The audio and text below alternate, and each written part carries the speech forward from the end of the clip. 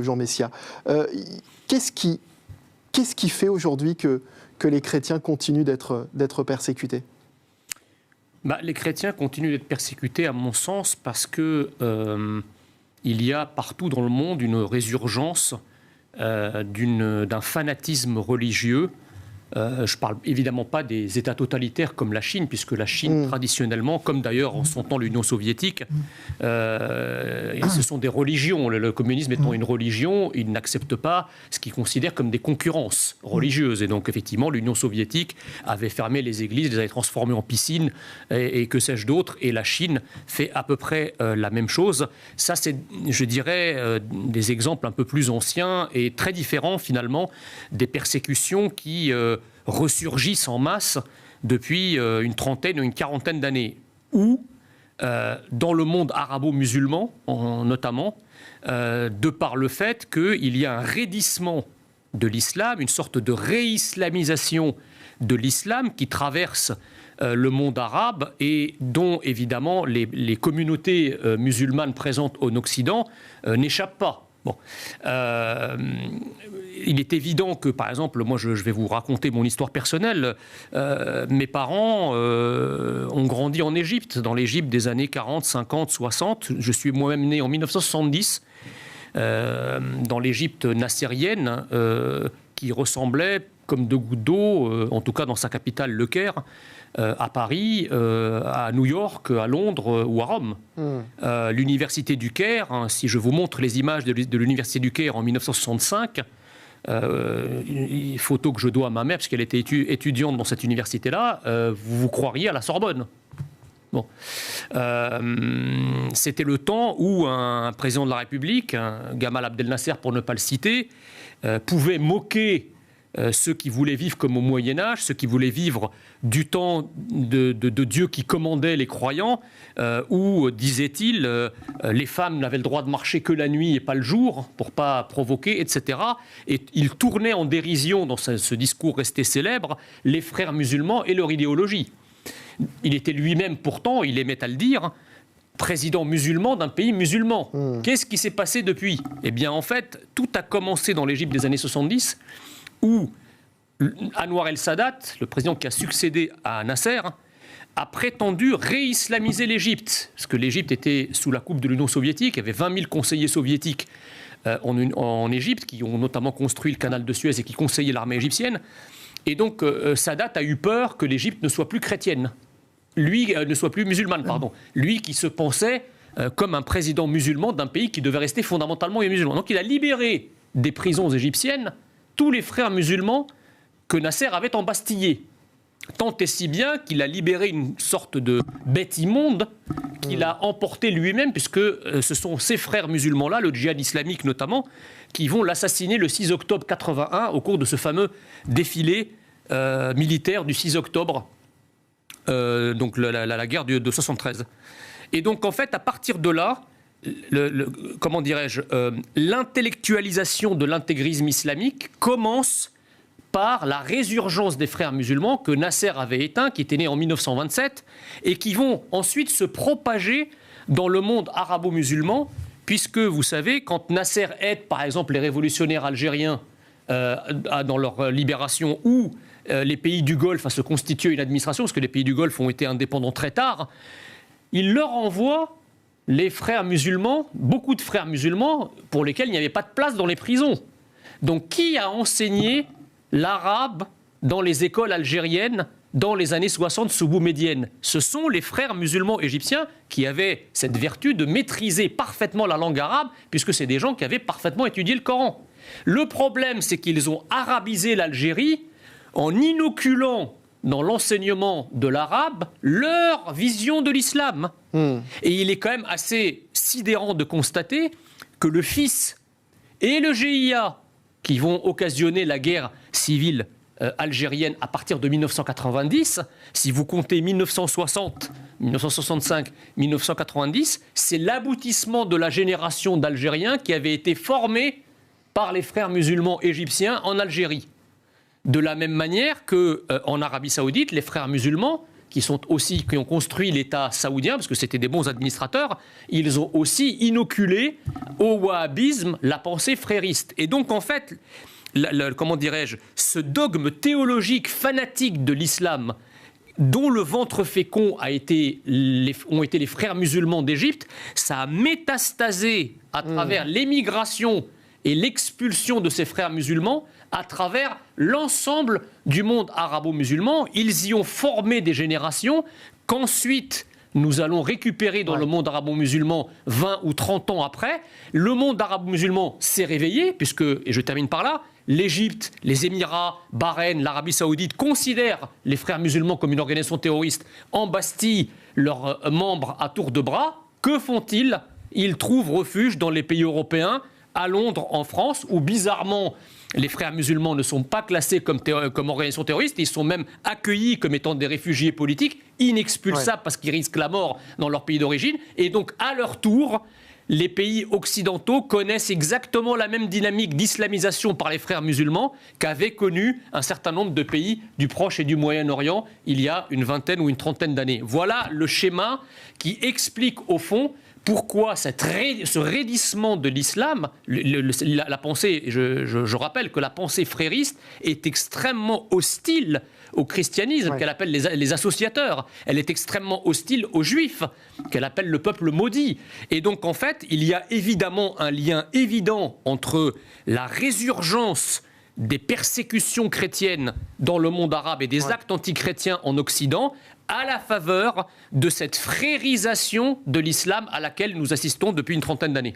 Jean Messia, vous avez une idée Oui, en fait, non, mais Fabrice a parfaitement raison dans son exposé. Il faut juste préciser que cette seconde religion, cette nouvelle religion qui s'installe en France, contrairement d'ailleurs à un certain nombre de pays, ne s'est pas installée en France à la faveur d'une conversion massive des Français de souche à cette nouvelle religion. Cette nouvelle religion s'est installée par les vagues migratoires successives, notamment à partir des années 80, qui fait arriver en France des millions de musulmans et en leur sein une frange évidemment radicale ou qui va se radicaliser et qui va ensuite infuser ce radicalisme dans la communauté musulmane. Ça, c'est la première chose. La deuxième chose, c'est que vous savez, la France a été confrontée à un problème similaire, mais de moins grave et de moins intense gravité, avec le judaïsme à la fin du XVIIIe siècle. Puisqu'en fait, l'islam a cela de commun avec le judaïsme, c'est que c'est une religion qui prétend régler les affaires des hommes. C'est-à-dire que vous trouverez en islam un code de l'héritage, par exemple. Vous avez tout un code civil, un code des affaires, etc. Donc c'est une religion qui est à la fois une spiritualité, une verticalité, mais c'est aussi une horizontalité qui règle les rapports humains. Par exemple, l'islam dit que au moment de l'héritage, une fille hérite 2 fois moins qu'un garçon. Bon, on peut penser ce qu'on veut de cette règle, mais le fait est que la France a déjà son code civil qui prévoit aussi les règles de l'héritage. Donc, le problème, si vous voulez, c'est que quand la religion n'est qu'une spiritualité, elle rentre dans le cadre privé et personne n'a à y redire quoi que ce soit. Dès lors que la religion s'invite dans l'espace public et vient concurrencer les règles juridiques de la société, sans parler des us et coutumes, là, ça pose problème.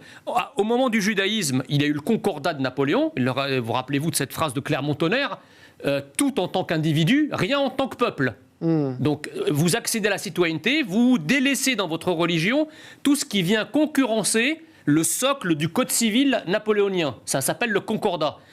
Pourquoi aujourd'hui, aucun homme politique, aucun responsable politique n'a le courage d'imposer aux musulmans la même chose ? C'est-à-dire qu'on leur accorde tout en tant que citoyen, il n'y a aucun souci là-dessus, mais rien en tant que peuple, parce que si vous leur accordez les choses en tant que peuple, eh bien, vous installez la Oumma islamique à l'intérieur du territoire français, avec tous les problèmes que ça pose en termes de séparatisme et de communautarisme, contre lequel d'ailleurs le gouvernement lui-même prétend agir.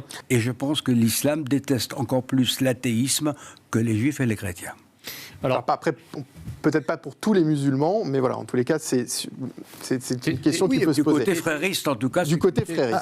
Non, mais théologiquement, vous avez parfaitement raison. D'ailleurs, le terme arabe, laïcité, qui veut dire almaneia, ça veut dire une forme d'athéisme. Donc, voilà. c'est sémantique, si vous voulez. Fabrice Divisiau, Jean Messia. Oui, en fait, je suis d'accord avec ce qui vient d'être dit, mais le problème est beaucoup plus large, à mon sens. La France insoumise, si vous voulez, comme toute une partie de la gauche française, est devenue une gauche antinationale, qui pratique une haine de soi, c'est-à-dire une haine de la France et de tout ce qui compose la France.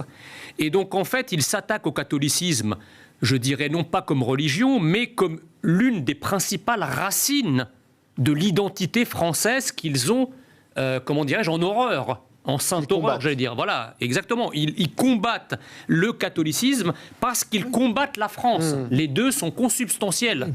Et d'ailleurs, on parlait tout à l'heure... Il y a un lien.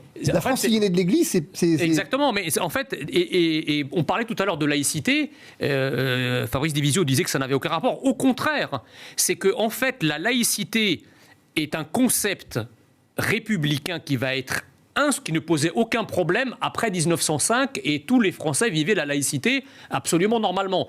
La laïcité est devenue une arme de combat politique parce que la gauche l'a transformée en bélier pour détruire les derniers vestiges du christianisme en France. Et d'ailleurs, leur amour de l'islam, et ça tu l'as très bien dit, leur amour de l'islam n'est pas leur amour de la religion musulmane, c'est qu'ils considèrent que l'islam, tout comme la laïcité d'ailleurs, est aussi un bélier pour détruire les derniers vestiges du catholicisme et du christianisme en France, parce qu'ils veulent en finir avec la France. Rappelez-vous cette phrase assez connue du christianisme, « Tu aimeras ton prochain comme toi-même ». C'est-à-dire que cette phrase présuppose d'abord l'amour de soi. On ne peut pas aimer son prochain à la condition indispensable de se détester soi-même. Parce que si on ne s'aime pas soi-même, on ne peut raisonnablement pas aimer son prochain de manière saine. Et donc c'est pour ça, si vous voulez, que même en tant que chrétien, s'aimer soi-même n'est pas haïr l'autre. C'est au contraire la condition préalable pour aimer l'autre. Or, cet amour du prochain, si vous voulez, qui est érigé comme un mantra par la gauche, a pour préalable obligatoire la haine de soi. Absolument. Et donc évidemment, la haine de soi, c'est-à-dire la haine de la France et de tout ce qui compose la France, c'est-à-dire le christianisme. L'effacement de soi. Alors, Jean Messia. Je suis d'accord avec ce que dit Fabrice, mais je dirais que la haine que ces gens-là portent est une haine hémiplégique. Une haine qui ne s'adresse pas à toutes les communautés, à toutes les causes et à toutes les religions de la même manière. Imagine-t-on ces mêmes personnes ainsi déguisées, ainsi défilant, déguisées en Mahomet et en train de caricaturer le prophète à Sevran ou à Bondy pour réhomosexualiser des zones qui sont aujourd'hui aux mains, en tout cas entièrement remplacées quand ils ne sont pas aux mains des fondamentalistes islamiques. La réponse est non. Donc si vous voulez, ils ont compris que lorsque vous caricaturiez l'islam ou que vous caricaturez le prophète, vous risquez de finir comme les malheureux journalistes de Charlie Hebdo. Et donc, les gens qui se moquent sont courageux mais pas téméraires, alors que moquer le christianisme et haïr, même dans une forme de moquerie haineuse du christianisme, finalement, ça mange pas beaucoup de pain, passez-moi l'expression, et en même temps, il faut montre d'un courage à bon compte. Voilà, donc, et en plus, comme encore une fois le christianisme, c'est aussi un des éléments, un des fondements de la France, on fait d'une pierre deux coups. On attaque le christianisme et on attaque également la France derrière.